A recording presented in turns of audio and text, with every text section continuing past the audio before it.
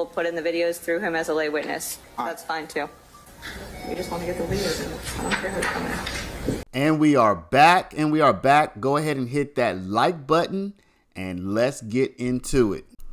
Y'all, this clip was from Lizzie Rosenwasser. She was a prosecutor with the Fulton County DA's office, and she was on the YSL RICO case way back in 2022. Now, a lot of people have said that what she says here is, we just want to get the leaders, dude. I don't care, and so on and so forth, right? And they've taken this as her saying all they want, all the DA wants, is to get Young Thug, and that they really don't care about anybody else. So we're going to analyze this clip a little bit later, and we're going to see, is this really what she said? Now, this clip popped up on my Twitter for the very first time yesterday. I had never seen this before, but it did remind me of something that Thug's attorney Adams, had referred to, which we're also going to play a little bit later to give you the full context. And we're going to try to decipher exactly what Ms. Rosenwasser said. But before that, we're going to look at some other controversial clips as well. Some other kind of a hodgepodge of different things that have happened, both old and new. So without further ado, let's go ahead and get into it. Don't forget to like, comment, subscribe, and let's go. This is from Empress Fox on Twitter as well, or X. So we want to shout out to her, and we want to thank her for pointing this out. In this clip, it appears that DA Love is secretly trying to show a photo to the jury. I want to first show you what Empress put on Twitter or X. Then I'm going to show you the full clip in context. And I want you to decide, does it look like Love is secretly trying to show a photo or an image to the jury? Let's get into it.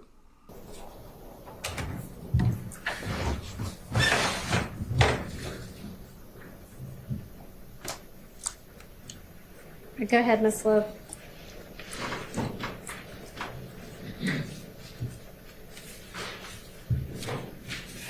And Judge, I'd ask that if I can just be reminded, was it, I asked and got an answer to the question. You didn't get an answer.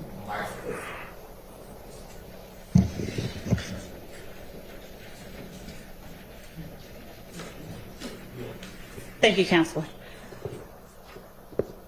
The gun that Shannon had was a .45, according to Shannon. Isn't that right? No.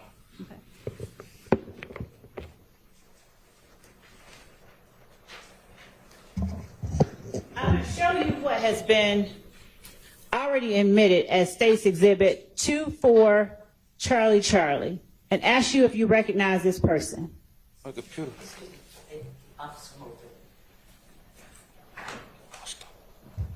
Oh.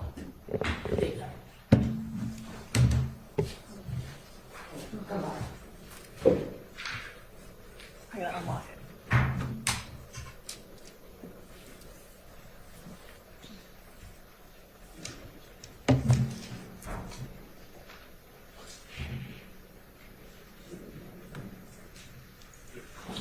Permission to publish and post. You may. I don't know if we're ready to yet, though.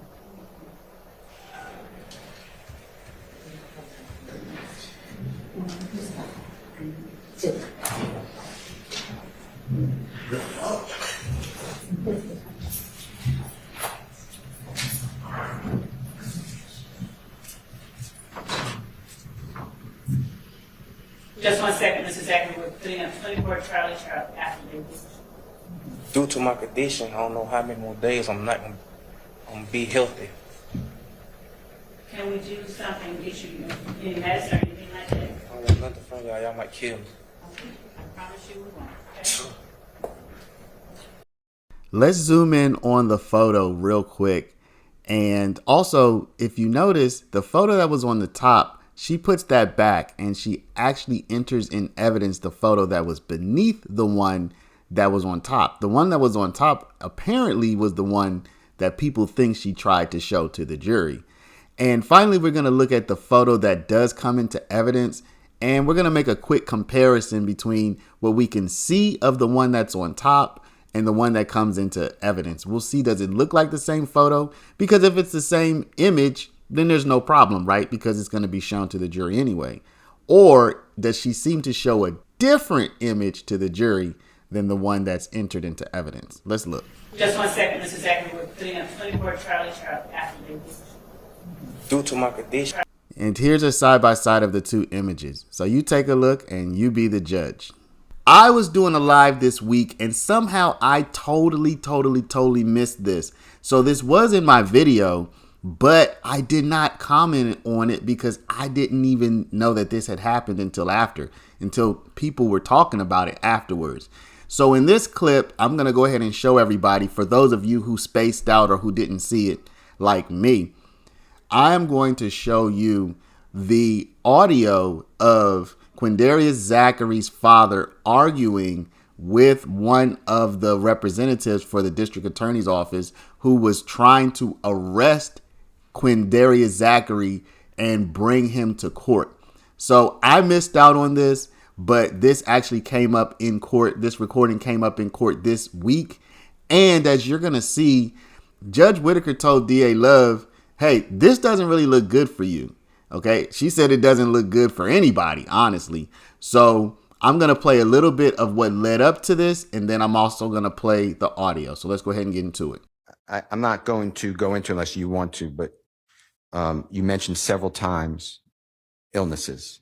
Yes. You didn't feel well. And on Friday, when you came here the first time to testify before this honorable jury, you were wearing a jail uniform. You remember that? Yes. And you had certain types of cotton or bandages on your body that were visible. Do you remember that? Band-Aids, yes. All right. And you came from the hospital. True. Yes. And you've been battling this health issue since you were born. Is that true? Yes. And your health issue is something documented, right? Yes. And it's serious. Yes, very. You had prior, you were called to this courthouse on around January 10th and 11th of 2023, a year before this year. Do you remember that? Yes. And you came from Augusta, Georgia area. Is that true? Caroline. Oh.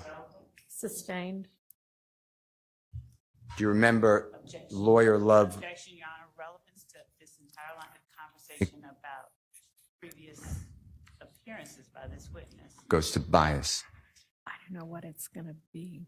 I could tell you. Your Honor, could we approach him? Yes. Your Honor, I believe that the line of questioning that Mr. Steele is going to get into is one that he has attempted to raise previously with the court's predecessor. Mr. Steele announced on the record that he wanted to bring in Mr. Zachary's lawyer to prove that I had committed prosecutorial misconduct. Mr. Steele represented that that witness would tell the court that I told Mr. Zachary he was going to get arrested if he did not come on that particular day. I'm aware of, I know for a fact when there's the questioning about that appearance that Mr. Zachary made earlier in this trial, I know who it was that said what. In other words, Mr. Steele represented a falsehood to the court. I had not told him he was going to get arrested. I didn't say anything of the sort. As a matter of fact, only his attorney spoke to him while I was on the phone. And so when Mr. Steele says to the court that it goes to bias, I would ask for a proffer from Mr. Steele about what he intends to ask this witness and the relevance of it. Mr. Steele? Your Honor, it was January 10th going into the 11th, 2023.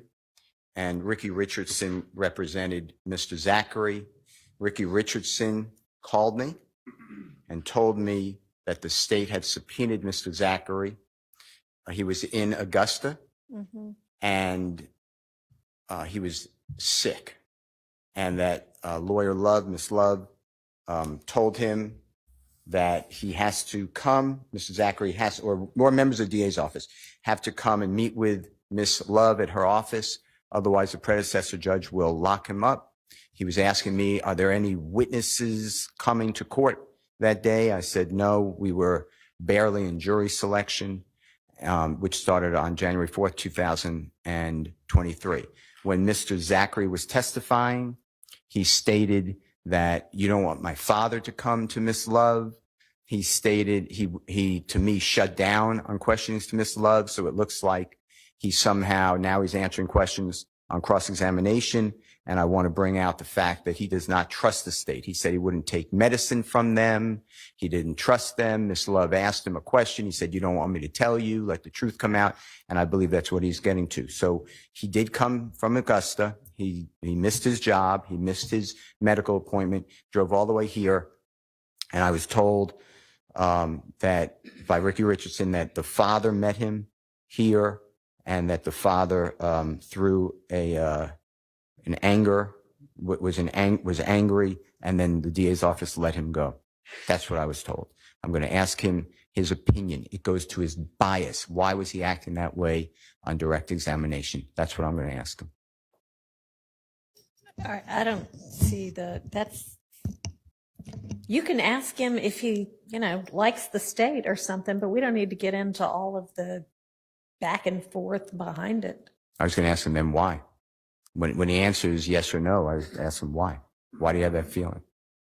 Well, you can ask him that. Okay, then that suits me. Thank you, Your Honor. So as long as there's not that specific line of questioning that was presented early and it's just how do you feel about the state and why, then I don't have any further objections. All right. I mean, I don't know what his answer is going to be, but,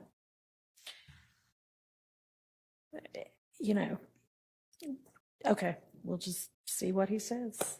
And Your Honor, I'd also just wanting to make the record clear with respect to anything that Mr. Steele is representing Mr. Richardson said, I would ask that he not be allowed to backdoor that. If he wants to call Mr. Richardson as a witness, that's fine. But to get into Mr. Zachary's feelings about something Mr. Richardson said to him about something that I said or someone from the state said. Well, are you representing that nobody from the state said anything like that? I'll tell you exactly what happened. We called Mr. Zachary. I called Mr. Richardson. I let him know that Mr. Zachary was under subpoena. And I asked him if he could reach out to Mr. Zachary because he had not appeared and we wanted to set up a date for when he would actually come in. Otherwise, we could put him on call or he would have to be here until it was time to testify if he's not going to appear. Mr. Richardson then called Mr. Zachary. I was on three-way because I never spoke to him. And I think that there was someone else. There was an investigator because we were on speakerphone. And Mr. Richardson said, you have to answer the subpoena. If you don't answer the subpoena, you're going to get arrested. That's Mr. Richardson. That's not the state. And Mr. Zachary said, I don't have a way down there. And I said, we could come and pick you up. Mr. Zachary said, I said, what's your address? Mr. Zachary said, I don't want to give it to you. Mm-hmm. Mr. Richardson said, you're going to either have to give them your address or you're going to have to answer the subpoena. That was the extent of the conversation that we had with Mr. Zachary, with Mr. Richardson at that time. All right. Given this line of questioning, and it related to this line of questioning. We didn't ever expect to use this. I just want to apprise the court that it's coming. It's about a 3-minute clip. It's one I referenced earlier with Mr. Zachary's father and Mr. Zachary arguing with an investigator for the state and threatening to reach out to certain lawyers regarding our attempts to secure him to come in and testify. So we're sending that now to everyone. It's not something, again, we expected to use or would have used. Talk into the mic, please, everybody. There is a file coming everybody's way that I'm sending now based on the line of questioning that Mr. Steele is getting into. I apologize. I said I would like to hear the recording so we don't waste time because we're going to hear it later. And I'd like to hear the recording. And if everyone wants to hear it, if it's having a hard time getting through the filters, we could just play it right now if it's a 3-minute recording. Is this Mr. Zachary saying anything, or is this just his father? All right. Hey, you got something looking for us for? You got a subpoena thing you looking for us? Who is this? I know you don't have a warrant because the subpoena expired, so you got a warrant or something you looking for us for? Who is this? You know what you're doing is illegal, right? Who is this? It's Mr. Zachary. I got Quindarius right here on the phone. Okay. I want to know what's your problem, sir. Listen to me, Mr. Zachary. Listen to me. Listen to me, Mr. Zachary. Now listen. Your son asked the question. I'm calling Brian Steele. Call whoever you like, sir. I'm calling Sharp. Call whoever you like. Call whoever you like, sir. Call whoever you like. Call whoever you like, sir.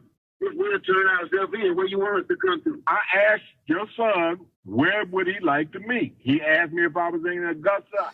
I told him he knew I was in Augusta. So okay. All right. So what we meeting up for? You tell me where you like to meet at, sir. So then what's the issue? What we meet? What do we meeting up for? Sir, I'm not going to talk to you. I'll talk to your son. Oh, he's right there. He's listening. Okay. All right. So where would you like to meet, Mr. Zachary? You got a warrant or something? I have a warrant for your arrest. What? Yeah, how you gonna have a warrant for somebody in the hospital? Sir. How you gonna have a warrant for somebody been in the hospital?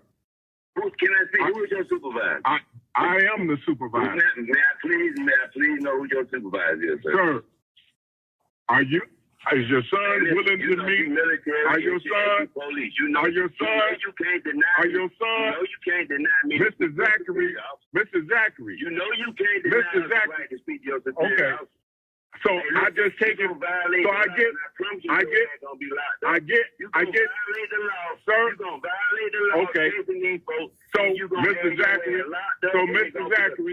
So Mr. Zachary. Please let your son know. I have a warrant for his arrest. I have a warrant for his arrest. Call out to the one officer, then I call to the sheriff's office. What You don't have shit. You lying. That is an absolute falsehood. That's an absolute falsehood. Absolute falsehood. I'm not going to send you anything. I'm not going to send you anything, sir. I'm not going to send you anything. I promise you one thing. We got attorneys and your ass going to be in jail for this. What you doing? And you know this is illegal. You know this is illegal. Good. You see this man in the hospital, you gonna come to the hospital, and you gonna come to the hospital. I guarantee you. I get a private investigator and a lawyer on you today. Real good. I guarantee you. Real good. Who is your supervisor? Good. Can I please have your supervisor number? Sir. Can I please have your supervisor number? Sir. Yeah. I'm not going to continue to have you talking to me. Bro. I don't know who you think you're with. You're breaking all kind of law. Listen. You're a probation officer. Your son. You breaking the law. Your son. Your son. You breaking the law. Your son. You breaking the law. Is your son unwilling to meet? You breaking the law. Is your son unwilling to meet with me? Is your son unwilling to meet with me? Do you understand? We'll turn ourselves in. We coming to the county jail. We coming in court. We'll be in court Monday or we'll come to the Fulton County jail. Go to the Fulton County jail? Do you want to go to? You ain't got to even go that far. Do you want to go to the Richmond County jail? Do you want to go to the Richmond County Sheriff's Office? No, we going to the Fulton County jail. Or we coming to court. Do you want to go to the Richmond County Sheriff's Office? No. You unwilling to do that? Okay. Real good. Hey, listen. Real good. Thank you, sir. Thank you. Thank you. Thank you. You're going to get it what you doing. Thank you. Thank you. Thank you. Thank you. I'll object to playing that. That puts absolutely no one in a good light. Don't know why anybody would want to play that, but can we get the witness back in now and the jury? So what did you think about that? Did you hear Mr. Zachary's father say that Quindarius is definitely not going to come to court. That's not what I heard. So let me know what y'all think in the comments. All right, so now let's get to the clip that we had at the beginning, right? I just saw this clip on Twitter. As I said, I just saw it for the very first time yesterday, and I was like, wow, is that what happened there? So I decided I was going to look for the actual clip in context, because I didn't want to just take some 2-3 second clip and say, okay, this is exactly what happened. So I went to the archives, y'all, and I looked for this clip, and I finally found it. Here's the original clip, and I'm going to give it a little bit more time. I'm going to play it a little bit longer so you can see it without it being cut so short. Learns over a period of years how to enhance better on it. But should the court wish to find he is only admissible as a lay witness, we'll put in the videos through him as a lay witness. That's fine too. We just want to get the videos in. I don't care who's coming. All right, y'all. So as you can see in this clip, the two sides, the defense and the prosecution, were arguing about the qualifications of a video editing person or expert. And Glanville was basically saying, hey, I don't know if he can qualify as an expert. And the prosecutor is saying, look, we just want to get the videos in. This is what she's saying to her co-counsel. She's saying, look, we just want to get the videos in. I don't care how they come in. So she does not say we just want to get the leaders. She says we just want to get the videos in. She's talking about the videos that this expert has, I guess, edited or altered for some kind of better intelligibility. So in this case, y'all, this was not, we just want to get the leaders. Now, I am going to show a clip where Attorney Adams does refer to this same prosecutor, and he said something similar. He said that she would accept a plea deal from any of the co-defendants for the YSL RICO trial, but not Young Thug. And people heard this, and I heard it, and then people thought that the clip I just showed you was the clip he was referring to. I do not think that this could be the same clip, because they were not talking about plea deals. Either way, they weren't talking about plea deals in this clip. And also, DA Love says that she was not there on that day, whichever day Attorney Adams is referring to. But as I'm going to show you, she was here on this day where this video's comment was made. DA Love does show up. So I'll loop that in real quick so you can see that DA Love was there this day. So anyway, let's get into this this recent back and forth between Love and Adams so you can see where he makes this comment. And by the way, if anybody has this clip that he's referring to, if this was recorded or any kind of allusion or reference to it, hit me up. Let me know so we can put it out there. What's your second motion? Mr. Adams' question to the same witness that the state objected to, but that the jury heard. Isn't it true, and I'm going to paraphrase, that you knew that the state didn't want your client, the state wanted Mr. Williams? Mm-hmm. That's been the lie that they've been, the narrative that has been promoted from the start. We don't agree with it or adopt it, and we certainly don't agree with the idea that we, do these things without a basis for them. So in as much as Mr. Adams made that assertion in front of the jury, we do believe that that merits an admonishment and rebuke under 17-875, and we would ask that the court give him one. All right. And that statement was essentially, it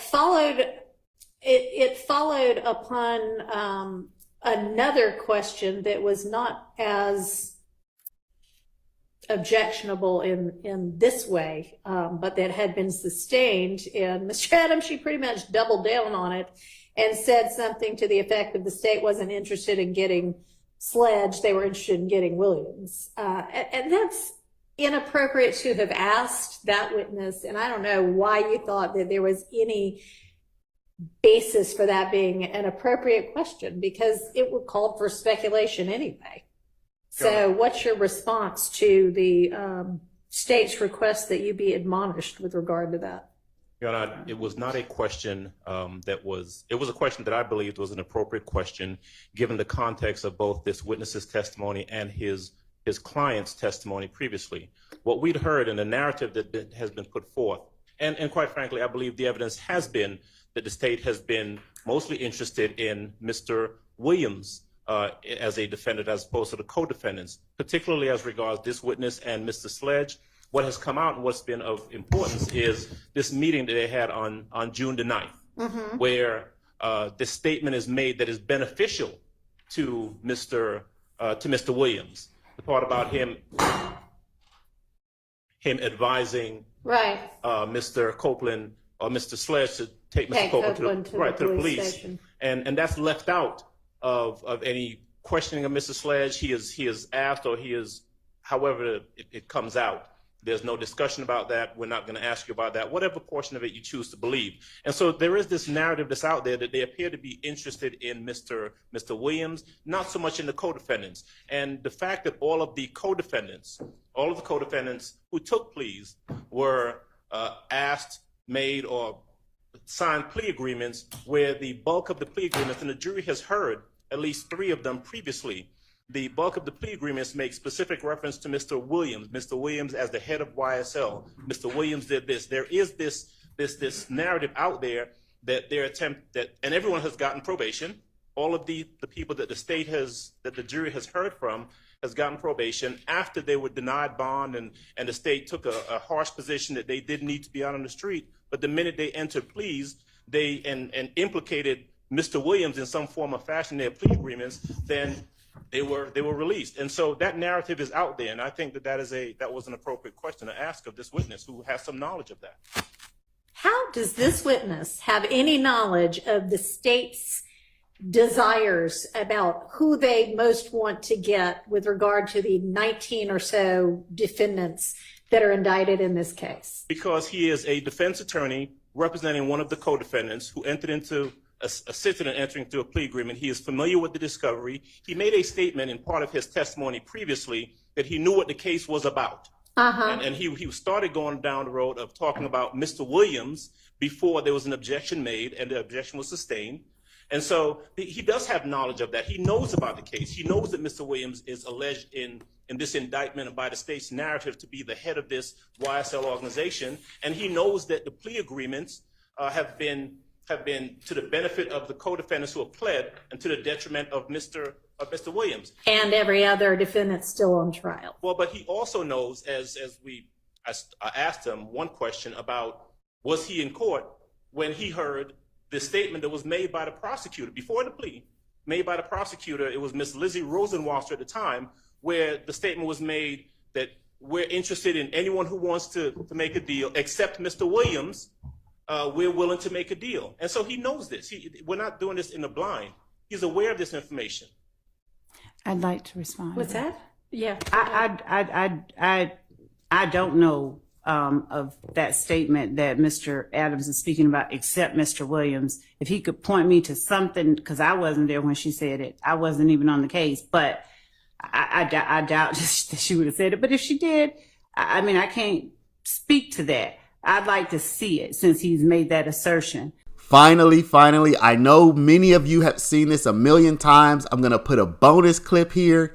This is the infamous DA Hilton and Glanville signaling, the hand signals, the ear signals. If you don't want to see this, because I know a lot of you have seen this a million times, thank you for watching. Come back next time. Y'all don't get mad at me saying I'll keep showing the same thing. A lot of people haven't seen it. Plus, every time I see it, I've seen it a million times at this point, but every time I see it, I'm just astounded by it. It's like it gets bigger and bolder and more ostentatious every time I see it. So I'm going to go ahead and show that clip for anybody who hasn't seen it or for anybody who wants to stick around and be appalled yet again. Here we go. Either way, thank everybody for watching and see y'all in the next one. Auto. I don't know. Okay. What about for terroristic threats? What about? Do you have a conviction for terroristic threats? I I think it was with the aggravated assault. Okay. What about theft by receiving stolen property? I don't know.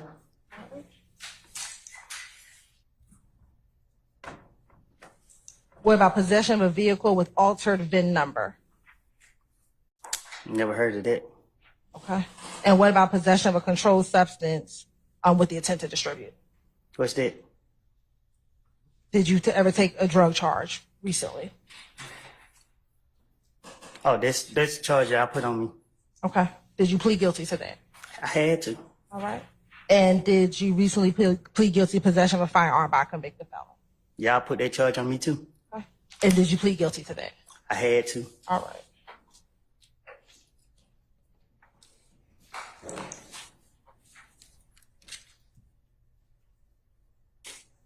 Your Honor, the state's going to tender State's Exhibit 382Y, 383Y, 384Y, and 385 Yankee, Your Honor, as self-authenticating documents. 382Y is the criminal conviction 15SC. Yeah, Sure. I'm getting to that, Mr. Steele, so.